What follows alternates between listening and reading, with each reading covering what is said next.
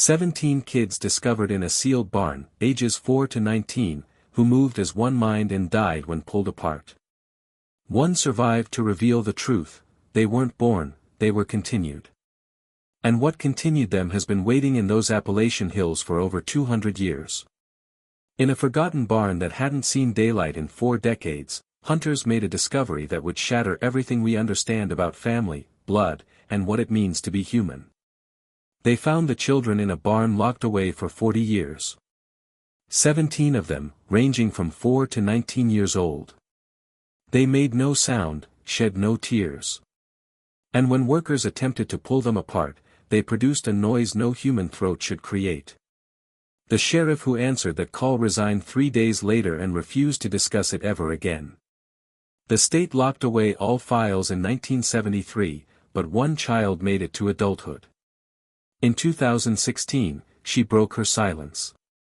Her revelations about her family and what flowed through their veins shattered our understanding of the Hollow Ridge clan. Welcome back. Before we dive in, hit that like button and subscribe to stay updated. Drop a comment telling us your location and what time you're watching. This helps YouTube recommend more stories like this to you. Hollow Ridge disappeared from most maps long ago. It's a remote stretch in southern Appalachia, nestled between Kentucky and Virginia, where mountains collapse inward like buried secrets. The kind of territory where families put down permanent roots, where the same names echo through centuries, where strangers receive cold shoulders and curiosity gets no answers. For more than 2 centuries, one family claimed the ridge as theirs. They went by Dalhart, though older documents show variations like Dalhart and Dalehart. The spelling shifts don't matter. What matters is their refusal to leave, their unwavering presence across generations on that identical patch of earth, never wedding outsiders, never stepping foot in local churches, never sending their young ones to school. People knew of them but couldn't grasp who they were. Tolerated but never trusted. By the 1960s, locals assumed the Dalharts had vanished. Their main dwelling sat empty for decades. Nature had reclaimed their fields. Nobody spotted smoke rising from their chimneys or lights glowing in their windows since World War II ended. The handful who remembered them chose their words carefully, as though speaking the family name carried consequences. Then June 1968 arrived. 2 hunters tracking wounded prey wandered onto the old Dalhart land. They didn't find their deer. They found a barn. Inside that structure lived 17 children in circumstances that made no logical sense. No plumbing, no power, no mattresses. They rested on decomposing straw and dressed in garments sewn from burlap and animal pelts. Their hair hung long and tangled. Their flesh appeared pale, nearly see-through, suggesting they'd never felt sunshine. When the hunters drew near, the children held their ground. They froze completely, locking eyes without blinking, without wavering, their gaze somehow not quite human. The hunters contacted authorities. By evening, police, social workers, and medical personnel from the county hospital surrounded the property. The following 72 hours produced reports that were eventually buried under court seal, but fragments escaped. Pieces, rumors, statements never intended for public ears. They all pointed toward one unsettling reality. The Dalhart children operated differently from other children, not just in actions but in their very biology and what existed within them. Margaret Dunn led the social services team assigned to the case. She'd dedicated 16 years to child welfare, managing abuse cases, neglect situations, and abandoned children across 3 counties. She believed nothing could surprise her anymore. But stepping onto the Dalhart property that morning of June 18, 1968, she immediately sensed wrongness. Not simply with the children, but with the earth itself. Her report, among the rare documents surviving the sealing, described the atmosphere surrounding the barn as dense, almost resistant, like pushing through liquid. She noted the silence felt wrong. No birdsong, no insect buzz, no breeze stirring the branches. Just the children arranged in a half-moon inside the barn, observing the adults with looks she called aware yet absent. The smallest child looked roughly 4 years old. The eldest boy appeared 19, though medical checks later hinted he might be considerably older. None offered their names. None spoke whatsoever, not during the first 2 days.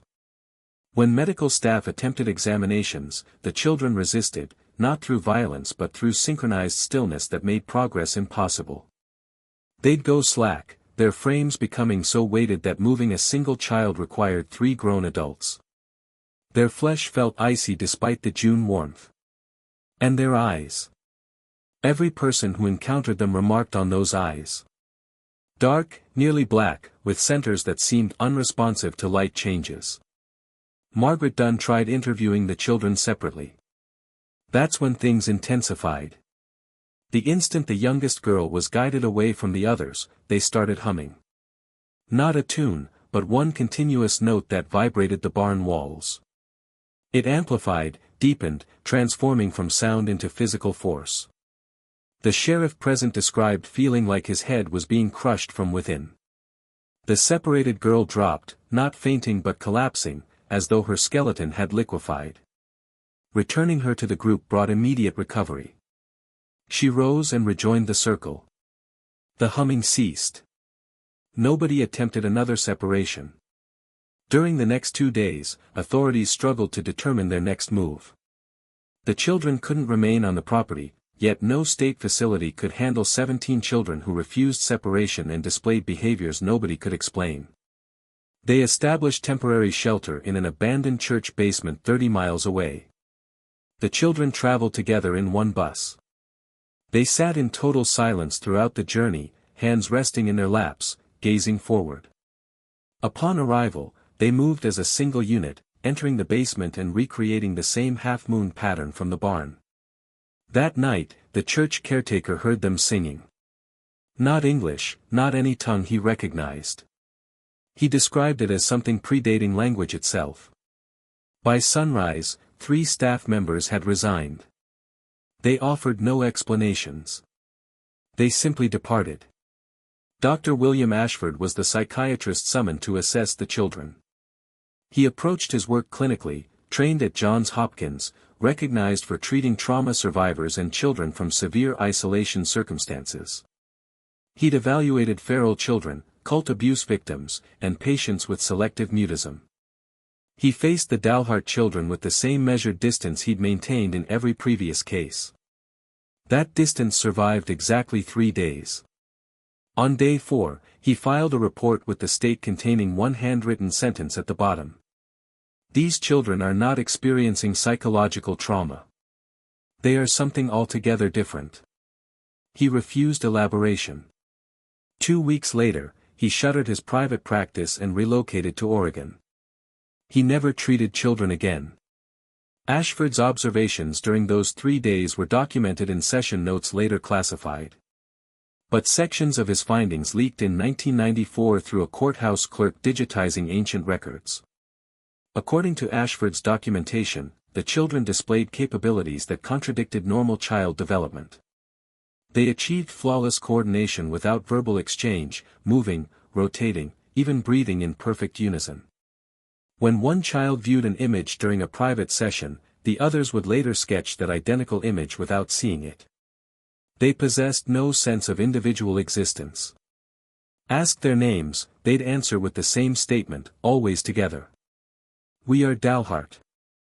Asked about their parents, they'd smile. Not a child's natural smile, but something practiced, something empty. And say nothing. The most alarming observation occurred during a medical check.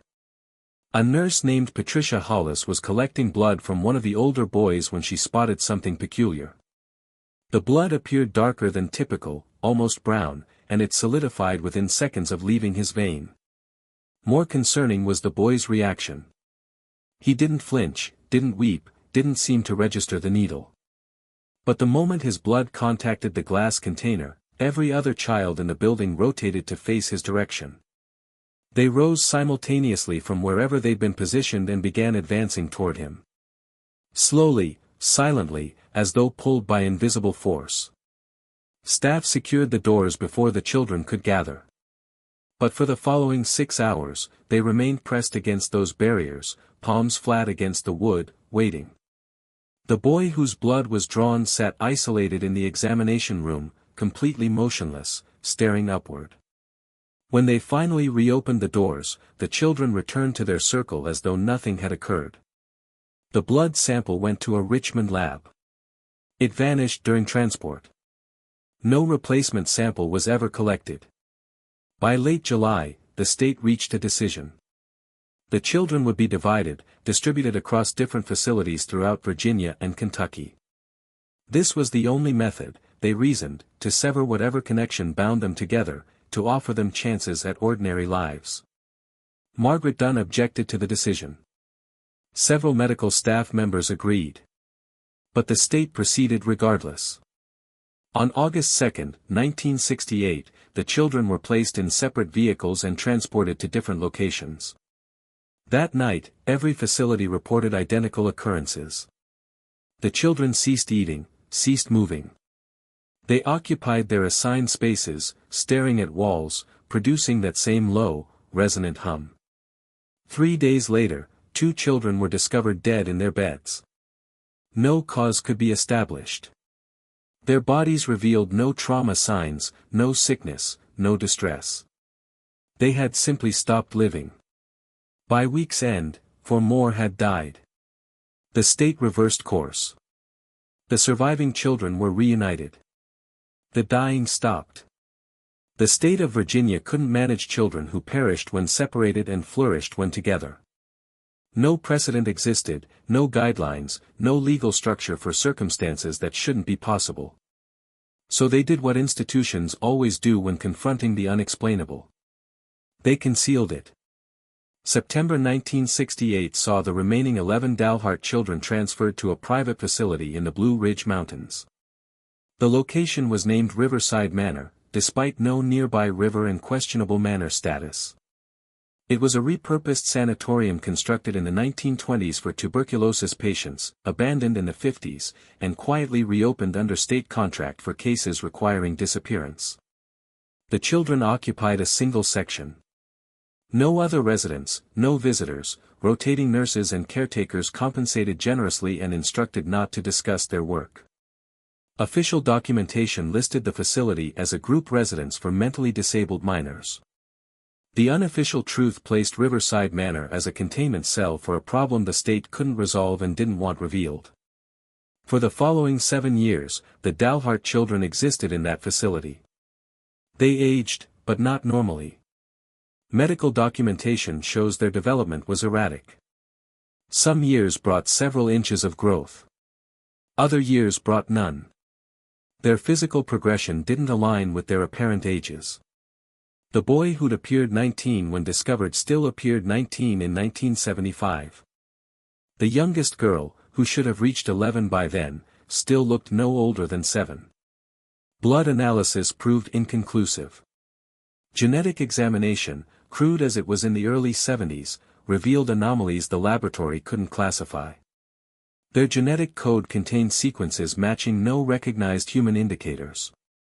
One geneticist reviewing the samples observed that certain segments resembled developmental remnants, characteristics that should have been eliminated from the human genome millennia ago.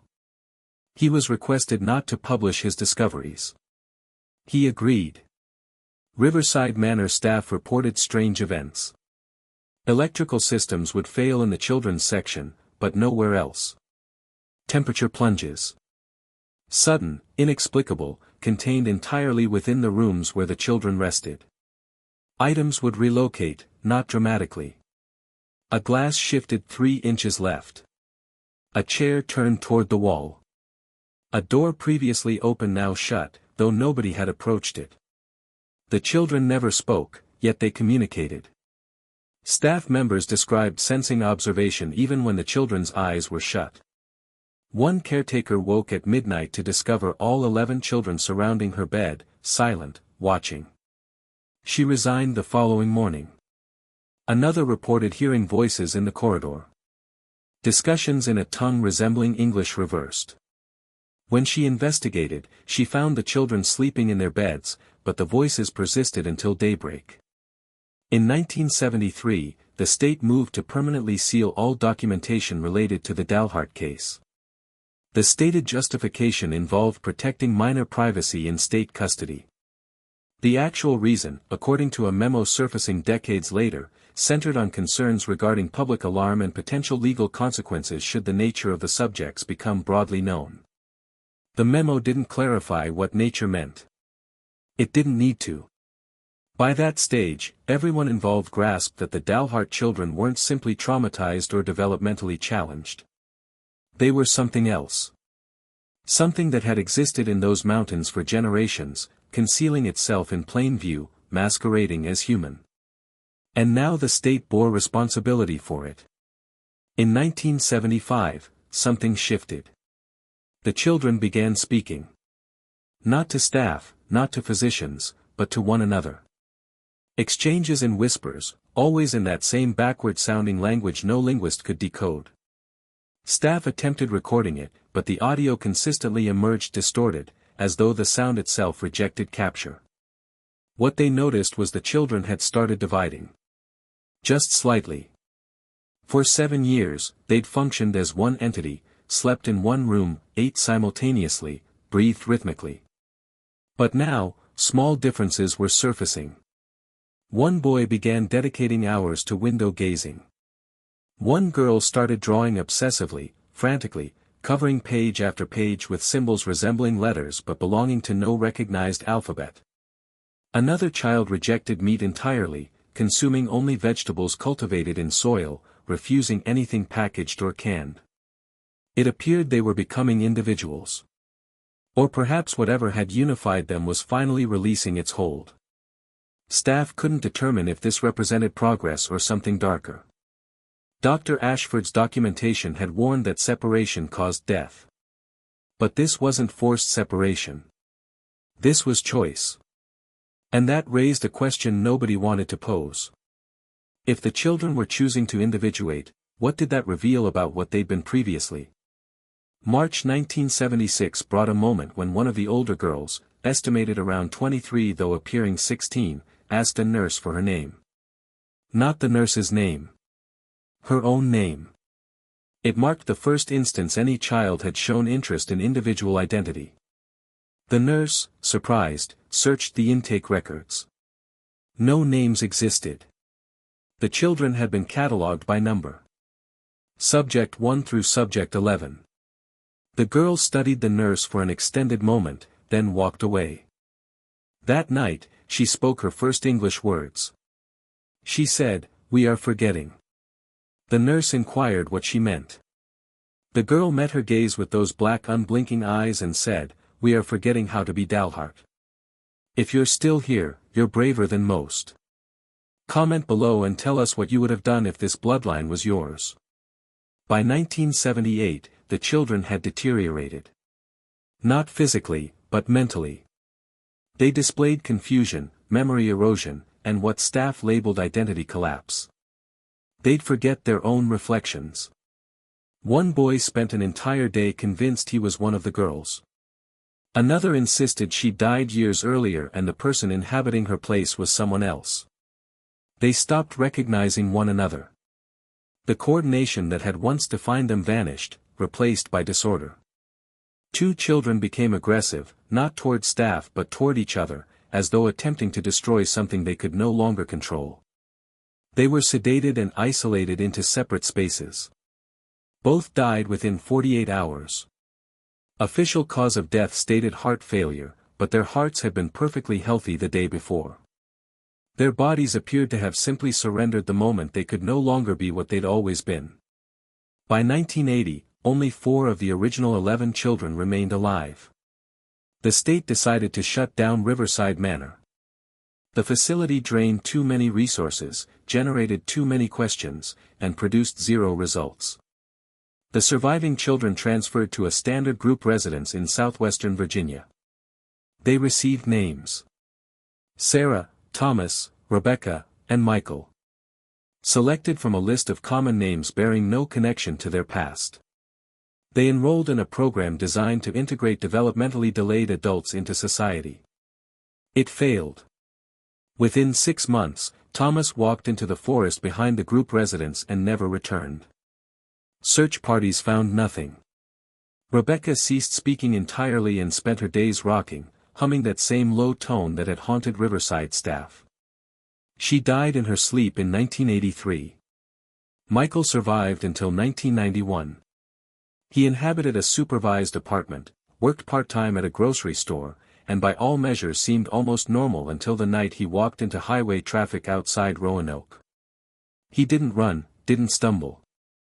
Witnesses reported he simply stepped into the road and stood there, arms at his sides, staring at approaching headlights. He died instantly. That left Sarah, the youngest, the only survivor. Sarah Dalhart, though that wasn't her birth name, if she'd ever received a name at all, outlived everyone's expectations. By 2016, she'd reached her early 50s, though she appeared decades younger. She'd spent most of her adult existence in assisted living centers, group residences, and halfway houses across Virginia and West Virginia. She held jobs occasionally. Dishwasher, janitor, night stock clerk. Always positions requiring minimal speech or human interaction. Case workers described her as quiet, functional, and profoundly isolated. No friendships, no romantic connections, no bonds with anyone. She existed on society's edges, present enough to avoid suspicion, absent enough that nobody noticed her. For nearly 40 years, she never mentioned where she originated or who her family had been. Until 2016, when a journalist named Eric Halloway discovered her. Halloway had been researching a book on forgotten Appalachian communities when he encountered a reference to the Dalhart children in a declassified court document. Most details had been removed, but sufficient information remained to follow the path. He located former Riverside Manor staff, obtained partial medical files through Freedom of Information requests, and eventually found Sarah through a social services database. He wrote her letters for 6 months before she agreed to meet. They met in a Charleston, West Virginia diner on a cold November afternoon. Halloway recorded the exchange. That recording, exceeding 3 hours, was never publicly released, but portions were transcribed and published in a limited-run article appearing in an obscure history journal in 2017. What Sarah revealed that day rewrote everything anyone believed about the Dalhart clan. She explained that the children discovered in 1968 weren't the first generation. Not even the 10th. The Dalhart bloodline had persisted in Hollow Ridge for over 2 centuries, but it wasn't a family in the conventional sense. It was a lineage. A continuation. She described how her ancestors, the original Dalharts, had arrived at the ridge in the late 1700s, escaping something in the old country. She didn't specify where. She didn't know. But they'd transported something with them. A practice, a ceremony, a method of ensuring the family would never expire, never diminish, never be weakened by the outside world. They didn't wed outsiders because they didn't require it. They didn't reproduce like other families. Sarah's words, according to the transcript, were, "We were not born. We were continued." Halloway requested clarification. She explained that the Dalhart children weren't individuals. They were extensions. When a child was needed, the family would conduct a ceremony. She didn't describe it thoroughly, but she mentioned blood, soil, and something she termed the speaking. And a new child would manifest. Not born from a mother, not in the manner normal children arrive. They would simply appear, fully formed, integrated into the family consciousness. She said the children shared one awareness, a collective mind allowing them to operate as a single organism distributed across multiple bodies. That's why separation killed them. It wasn't trauma or attachment. It was severance. Like removing a limb. The body could survive, but the limb couldn't. And when the family consciousness began fracturing in the 1970s, when the children started developing individual identities, it happened because the lineage itself was dying. The ceremonies had ceased. The connection had broken. And without it, the children were just bodies. Empty vessels attempting to figure out how to be human without ever learning. Sarah told Holloway she was the last. The final continuation of a bloodline spanning centuries. She said she could still sense the others sometimes, despite their deaths. A presence lingering in her mind's depths. Voices that weren't voices. She said she'd spent most of her life attempting to silence them, attempting to be just Sarah, just one person, just human. But it never succeeded because she wasn't human. Not completely. She was the final fragment of something ancient, something that had concealed itself in the hills for generations, pretending to be a family when it was actually something else. And now, with no method to continue, no way to perform the old ceremonies, no way to manifest another generation, she was waiting. Waiting for the lineage to finally conclude. Waiting for the last thread to break. She looked at Holloway across the table in that diner and said, "When I die, it dies with me. And maybe that's best." Sarah Dalhart died on January 9, 2018. She was discovered in her Bluefield, West Virginia apartment, sitting upright in a chair by the window, hands folded in her lap, eyes open. The coroner estimated she'd been deceased for 3 days before anyone noticed. No struggle signs, no illness or injury indication. Her heart had simply ceased. Official cause of death listed cardiac arrest. But the coroner noted something unusual in his report. Her body displayed no rigor mortis signs, no decomposition. Even after 3 days, her skin remained soft, still cool to touch, as though she'd died moments earlier. When they attempted moving her for transport, her body proved impossibly heavy. Just like the children in 1968. 4 people were needed to lift her into the coroner's vehicle. By the time she reached the morgue, she weighed nothing at all. Eric Holloway attended her funeral. 6 people appeared, including the priest. No family, no friends. Just case workers and a few curious locals who'd heard about the strange woman who never aged. She was buried in a public cemetery on the town's outskirts in an unmarked grave. Holloway remained at the plot's edge after everyone departed and later wrote that he sensed something shift in the atmosphere the moment the first shovel of dirt struck the coffin. Not a sound, not movement, but a presence suddenly absent. Like pressure releasing. He described it as the sensation of a held breath finally exhaled. He stayed until the grave was filled, then returned to his vehicle. He never wrote his planned book. He never published the complete recording of his Sarah conversation. In 2019, he relocated to the Pacific Northwest and ceased researching Appalachian history entirely.